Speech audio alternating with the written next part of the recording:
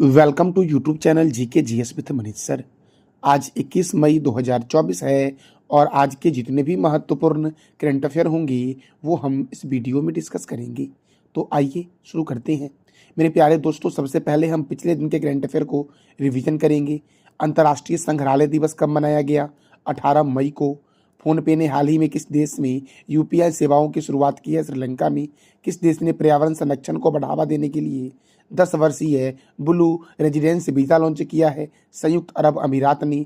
Tata electronics के नए अध्यक्ष के रूप में किसे नियुक्त किया गया है? एन चंद्रशेखरन को। हाल ही में किस देश ने दुनिया का पहला 6G डिवाइस लॉन्च किया है? जापान ने। किसे साहित्य अकादमी फेलोशिप से सम्मानित किया गया है? रस्किन बॉन्ड को दोस्तों। किसे? तो रस्किन बॉन्ड को। मेरे लाल एवं लालियो, टीसीएस ने कहा मानव केंद्रित एआई उत्कृष्टता केंद्र लॉन्च किया है? पेरिस में। फेडरेशन कप 2024 में नीरज चोपड़ा ने स्वर्ण पदक जीता है। इसका आयोजन कहाँ किया गया है? भुवनेश्वर में किया गया है।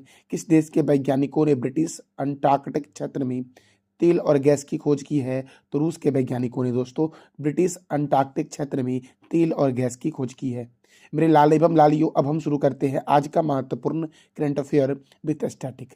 तो मेरे प्यारे दोस्तों, हमारा आज का पहला प्रश्न है, सभी ग्लेशियर को खोने वाला दुनिया का पहला देश कौन बना है? दोस्तों, सभी ग्लेशियरों को खोने वाला दुनिया का पहला देश बन गया है वेनेजुएला। दोस्तों, कौन बना है? वेनेजुएला। वेनेजुएला ने दोस्तों अपने सभी ग्लेशियरों को खो दिया है ग्लोबल वार्मिंग के कारण दोस्तों। तो वेनेजुएला की राजधानी क्या है? कराकस। वेनेजुएला की करेंसी क्या है? बॉलीवर दोस्तों। और वेनेजुएला के प्रेसिडेंट कौन है? तो निकोलस मॉडरू वेनेजुएला के राष्ट्रपति हैं। मेरे लाल एवं लाली को याद रखना, वेनेजुएला की राजधानी क्या है? कराकस। करेंसी क्या है? बॉलीवर दोस्तों। ये दो प्रश्न बहुत ही महत्वपूर्ण है। और वेनेजुएला ने दोस्तों अब अपने सभी ग्लेशियरों को खोने वाला दुनिया का पहला देश बना है दोस्तों। वेनेजुएला देखो, ये दोस्तों वेनेजुएला है। दोस्तों वेनेजुएला दोस्तों आपको दिख रहा होगा। वेनेजुएला की दोस्तों सीमा कौन कौन से देश से लगती है? तो याद रखना मेरे लाल एवं लाली हो कि वेनेजुएला की सीमा लगती है कोलंबिया से मेरे दोस्तों। किससे लगती है? कोलंबिया से लगती है, ब्राजील से लगती है मेरे लाल एवं लाली हो, सूरीनाम से लगती है, गुयाना से लगती है दोस्तों। मेरे प्यारे दोस्तों, अब हम बढ़ते हैं अगले प्रश्न की ओर। विश्व मधुमक्खी दिवस कब मनाया गया है? 20 मई को मनाया गया है विश्व मधुमक्खी दिवस दोस्तों। मधुमक्खी दिवस कब मनाया गया? 20 मई को मनाया गया है। अब देखो दोस्तों, महत्वपूर्ण मई महीने के दिवस। अंतर्राष्ट्रीय मजदूर दिवस 1 मई, विश्व टूना दिवस 2 मई, विश्व प्रेस स्वतंत्रता दिवस 3 मई, अंतर्राष्ट्रीय अग्निशमन दिवस 4 मई, कोयला खनिक दिवस 4 मई, अंतर्राष्ट्रीय नो डाइट दिवस कब मनाया गया है? तो 6 मई को मनाया गया है मेरे लाल एवं लालियों। मेरे लाल एवं लालियों, विश्व अस्थमा दिवस 7 मई, विश्व एथलेटिक्स दिवस 7 मई, विश्व थैलीसीमिया दिवस 8 मई, विश्व रेड क्रॉस दिवस 8 मई, विश्व प्रवासी पक्षी दिवस दोस्तों कब मनाया गया? तो 11 मई और 12 अक्टूबर को मनाया गया है। अंतर्राष्ट्रीय नर्स दिवस दोस्तों 12 मई को मनाया गया है। मेरे लाल एवं लालियों, अंतर्राष्ट्रीय परिवार दिवस 15 मई, international day of living together in peace 16 मई को मनाया गया। विश्व दूरसंचार और सूचना समाज दिवस 17 मई को मनाया गया। राष्ट्रीय लुप्त प्रायः प्रजाति दिवस कब मनाया गया? 17 मई को। विश्व उच्च रक्तचाप दिवस 17 मई को मनाया गया। अंतर्राष्ट्रीय संग्रहालय दिवस कब मनाया गया? 18 मई को मनाया गया संग्रहालय दिवस। मेरे दोस्तों, हमारा अगला प्रश्न है, हाल ही में किस देश ने ताइवान को हथियार बेचने पर अमेरिकी रक्षा कंपनियों पर प्रतिबंध लगाया है? तो हाल ही में दोस्तों चीन ने क्या किया है? तो अमेरिकी रक्षा कंपनियों पर प्रतिबंध लगा दिया है कि वो ताइवान को अपना हथियार ना बेचे। दोस्तों ये चाइना आपको मैप में दिख रहा होगा और यही दोस्तों है ताइवान। दोस्तों ये है चाइना और ये है ताइवान, याद रखना दोस्तों। तो चीन ने क्या किया दोस्तों? अमेरिकी रक्षा कंपनियों पर प्रतिबंध लगाया है कि वह ताइवान में अपने हथियार को ना बेचे। अब चीन ने किया है तो चीन की राजधानी क्या है? बीजिंग।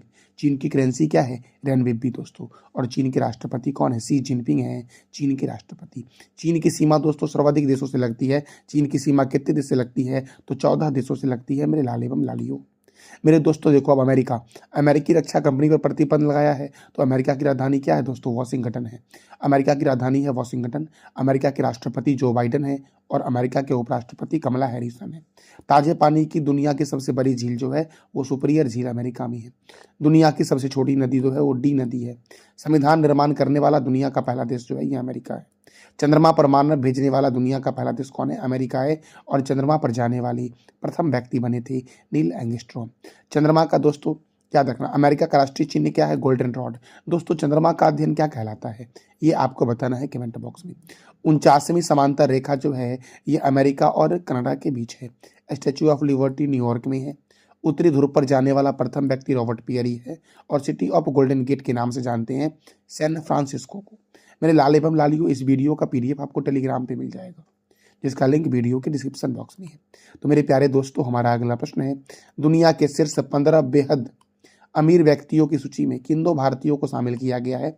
दोस्तों तो मुकेश अंबानी को और गौतम अडानी को शामिल किया गया है 15 बेहद अमीर व्यक्तियों की सूची में। इसका आंसर हो जाएगा दोस्तों बी और सी दोनों। दोस्तों सही कर लेना, इसका आंसर क्या हो जाएगा? बी और सी दोनों। दोस्तों इसका आंसर हो जाएगा कि मुकेश अंबानी और गौतम अडानी दोस्तों 15 बेहद अमीर व्यक्तियों की सूची में शामिल होने वाले दो भारतीय बने हैं। मेरे प्यारे दोस्तों देखो, 110 अरब डॉलर की संपत्ति के साथ मुकेश अंबानी जो है ये 12वें स्थान पर है। 100 अरब डॉलर की संपत्ति के साथ गौतम अडानी जो है ये 14वें स्थान पर है। और 222 डॉलर की संपत्ति के साथ बर्नार्ड अर्नाल्डो ये दोस्तों प्रथम स्थान पर है। दोस्तों दुनिया की 15 अमीर व्यक्तियों की सूची में पहले स्थान पे हैं बर्नार्ड अर्नोल्ड प्रथम स्थान पर है, मुकेश अंबानी 12वें स्थान पर है और गौतम अडानी दोस्तों 14वें स्थान पर है। मेरे लाल एवं लालियों, हमारा अगला प्रश्न है, फोर्ब्स की सबसे ज़्यादा कमाई करने वाली एथलीट की सूची में कौन है प्रथम स्थान पर? फोर्ब्स की सबसे ज़्यादा कमाई करने वाली एथलीट की सूची में कौन है प्रथम स्थान पर? तो क्रिस्टियानो रोनाल्डो दोस्तों, क्रिस्टियानो रोनाल्डो है फोर्ब्स की सबसे ज़्यादा कमाई करने वाले एथलीट की सूची में। दोस्तों आपको ये इमेज में दिख रहे होंगे, यही है दोस्तों क्रिस्टियानो रोनाल्डो, ये प्रथम स्थान पर है दोस्तों। तो देखो दोस्तों, प्रथम स्थान पर है क्रिस्टियानो रोनाल्डो दोस्तों 260 मिलियन डॉलर के साथ। जॉन रहम दोस्तों, जॉन रहम दोस्तों 218 मिलियन डॉलर के साथ दूसरे स्थान पर हैं। ये दोस्तों है जॉन रहम दोस्तों, गोल्फर है ये दोस्तों। लियोनेल मेसी 135 मिलियन डॉलर के साथ तीसरे स्थान पर है। इमेज में आपको दिख रहे होंगे दोस्तों हंसता हुआ चेहरा दोस्तों, ये है लियोनेल मेसी का। दोस्तों लेब्रॉन जेम्स ये 128.2 मिलियन डॉलर के साथ चौथे स्थान पर है। ये इमेज में दोस्तों आपको दिख रहे होंगे, यही है लेब्रॉन जेम्स दोस्तों। तो प्रथम स्थान पर कौन है? क्रिस्टियानो रोनाल्डो दोस्तों। दूसरे स्थान पर कौन है? जॉन रहम, गोल्फर जॉन रहम। तीसरे स्थान पर है लियोनेल मेसी और चौथे स्थान पर है लेब्रॉन जेम्स दोस्तों, फोर्ब्स की दोस्तों सबसे अधिक कमाई करने वाले एथलीट की सूची में। मेरे प्यारे दोस्तों, हम अगले प्रश्न की ओर बढ़ते हैं। हमारा अगला प्रश्न है, किस देश के राष्ट्रपति इब्राहिम रईसी का हेलीकॉप्टर दुर्घटना में मौत हो गई है? दोस्तों तो ये ईरान के राष्ट्रपति थे सैयद इब्राहिम रईसी, जिनका हेलीकॉप्टर दुर्घटना के कारण मौत हो गया है। दोस्तों ये कारण भी हम जानेंगे कि क्यों ऐसा हुआ है। सबसे पहले मैप में आप देख लो दोस्तों, ये है ईरान। दोस्तों ईरान की सीमा लगती है अफगानिस्तान से और लगती है मेरे लाल एवं लालियों इधर पाकिस्तान, नीचे में पाकिस्तान है। तो अफगानिस्तान हो गया दोस्तों, पाकिस्तान दोस्तों हो गया दोस्तों, यहाँ पर है पार्सियन गल्फ दोस्तों और यहाँ पे है कैस्पियन सी। मेरे दोस्तों तो अफगानिस्तान से लगती है, पाकिस्तान से लगती है, तुर्कमेनिस्तान से लगती है, अजरबैजान से लगती है, आर्मेनिया से लगती है और इराक से लगती है दोस्तों। तो ईरान की सीमा इराक से लगती है, आर्मेनिया से लगती है, अजरबैजान से लगती है, तुर्कमेनिस्तान से लगती है, अफगानिस्तान से लगती है, पाकिस्तान से लगती है। दोस्तों ईरान के जो राष्ट्रपति दोस्तों हैं इब्राहिम रईसी, इनका निधन हुआ हेलीकॉप्टर दुर्घटना के कारण। और ये दोस्तों रविवार को गए थे कहाँ पर? तो अजरबैजान गए थे। कहाँ गए दोस्तों थे? अजरबैजान। आपको ये मैप में दिख रहा होगा ग्रीन कलर में, यही अजरबैजान दोस्तों है, यहीं पर गए थे दोस्तों। करीबन 9 व्यक्ति दोस्तों थे जो गए थे, जिसमें इब्राहिम रईसी और विदेश मंत्री शामिल थे। सभी की मृत्यु दोस्तों हो गई इस हेलीकॉप्टर दुर्घटना में। तो मेरे दोस्तों देखो, अब देखो राष्ट्रपति रईसी दोस्तों, इब्राहिम रईसी रविवार को अजरबैजान में कीज कलासी और खोदाफरीन बांध का उद्घाटन करने गए थे। अगर पूछे दोस्तों कि अजरबैजान दोस्तों यहाँ क्यों गए थे, तो याद रखना 2 डैम है यहाँ पर। एक डैम दोस्तों कीज कलासी है और दोस्तों खोदाफरीन बांध, इन दोनों का उद्घाटन करने गए थे। और विदेश मंत्री दोस्तों हुसैन अमीर अब्दुल्लाहियन समेत 9 लोग मारे गए दोस्तों। तो इब्राहिम रईसी भी मारे गए और विदेश मंत्री हुसैन अमीर अब्दुल्लाहियन ये भी मारे गए और समेत दोस्तों 9 लोग सवार थे इस हेलीकॉप्टर। और दोस्तों राष्ट्रपति रईसी रविवार को कहाँ गए थे? अजरबैजान गए थे। इनकी मृत्यु के बाद दोस्तों उपराष्ट्रपति मोहम्मद मोखबर को देश का कार्यवाहक राष्ट्रपति नियुक्त किया गया है। और हेलीकॉप्टर अजरबैजान की सीमा के बाहर निकलते ही क्रैश हो गया और उनके निधन के बाद ईरान का सर्वोच्च नेता जो था उसका नाम था इमामी अली खामेनई। इमामी अली खामेनेई ने 5 दिनों के सार्वजनिक शोक की घोषणा की है। कितने दिनों के? 5 दिनों के सार्वजनिक शोक की घोषणा की है। और ईरान का जो दोस्तों राष्ट्रीय फ्लैग है उसे दोस्तों थोड़ा सा झुका दिया गया है। फ्रांस की तरह दोस्तों ईरान में भी 4 साल बाद चुनाव होता है। पिछला चुनाव दोस्तों 2021 में हुआ था। हालांकि अब राष्ट्रपति रईसी का निधन हो गया है, मृत्यु हो गई है, तो तुरंत चुनाव कराए जाएंगे। लेकिन ईरान में दोस्तों 4 साल बाद पे चुनाव होता है राष्ट्रपति का। तो याद रखना दोस्तों, ये जो राष्ट्रपति इब्राहिम रईसी थे कहाँ गए थे? अजरबैजान गए थे। क्यों गए थे? तो डैम था दोस्तों खुदाफरीन बांध और कीच कलासी बांध का दोस्तों उद्घाटन करने गए थे। और दोस्तों जैसे ही वह अजरबैजान की सीमा से बाहर निकलते हैं तो हेलीकॉप्टर क्रैश हो गया और जितने ही व्यक्ति इसमें सवार थे वो सभी लोगों की दोस्तों मृत्यु हो जाती है। तो मेरे लाले बम लालियो, अब हम बढ़ते हैं अगले प्रश्न की ओर। दोस्तों आप ये बता दो कमेंट बॉक्स में कि ईरान की कैपिटल क्या है, ये आप बताओ दोस्तों कमेंट बॉक्स में। दोस्तों फीफा महिला विश्व कप 2027 की मेजबानी कौन सा देश करेगा? ब्राजील करेगा। और ब्राजील की राजधानी क्या है? ब्रासीलिया है। मेरे दोस्तों देखो, फुटबॉल की शुरुआत हुई थी इंग्लैंड में। फुटबॉल का पहला क्लब है शेफील्ड फुटबॉल क्लब। फुटबॉल का पहला क्लब क्या है? शेफील्ड फुटबॉल क्लब दोस्तों फुटबॉल का पहला क्लब है। और इस पहले क्लब की स्थापना हुई थी 1857 में।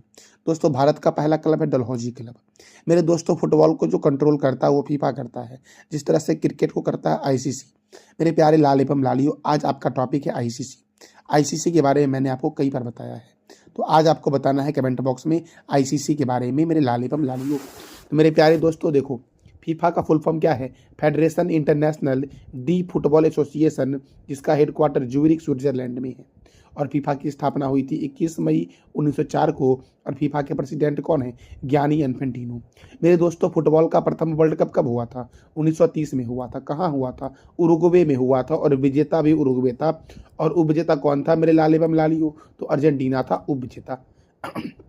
मेरे प्यारे दोस्तों देखो, फुटबॉल के संदर्भ में जो महत्वपूर्ण स्टेडियम है वो विवेकानंद युवा भारती स्टेडियम कोलकाता में है। वेम्बले स्टेडियम लंदन में है। ब्रुकलैंड स्टेडियम भी दोस्तों लंदन में ही है। और अंबेडकर स्टेडियम कहाँ है? दिल्ली में है। दोस्तों इंग्लैंड की राजधानी लंदन है, याद रखना, कन्फ्यूज मत होना। मेरे दोस्तों फ्रांस और ब्राजील का जो राष्ट्रीय खेल है वो क्या है? तो दोस्तों फुटबॉल है। फुटबॉल के संदर्भ में प्रमुख शब्दावली को देखते हैं। Full back, half back, striker, centre, penalty kick, free kick, referee, tie breaker, head handball का संबंध, जो दोस्तों ये सब शब्द का प्रयोग फुटबॉल में किया जाता है। Rovers cup, Durand cup, Santosh trophy, Subroto cup, Ashutosh Mukherjee shield cup, BC Roy cup, Colombo cup और मर्डेका कप का संबंध मेरे लाल एवं लालियो किस खेल से है? तो फुटबॉल से है। मेरे दोस्तों आप बता दो क्रिकेट के संदर्भ में महत्वपूर्ण ट्रॉफी और कप को मेरे लाल एवं लालियो। मेरे प्यारे दोस्तों हमारा अगला प्रश्न है, टो लैम किस देश के नए राष्ट्रपति बने हैं? लो टैम किस देश के नए राष्ट्रपति बने हैं? तो याद रखना वियतनाम के बने हैं।